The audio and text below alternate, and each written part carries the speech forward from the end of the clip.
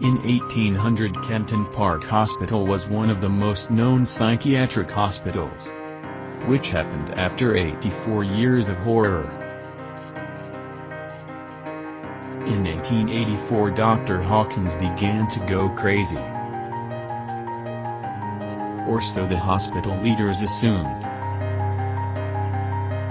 Patients were traumatized, tortured, and subjected to terrible anguish. How did all this happen? Nobody has any explanation. The only answer I know today.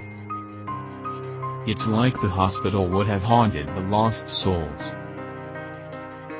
You journalist Dean Winchester, find out the tragic story of Kenton Park Hospital.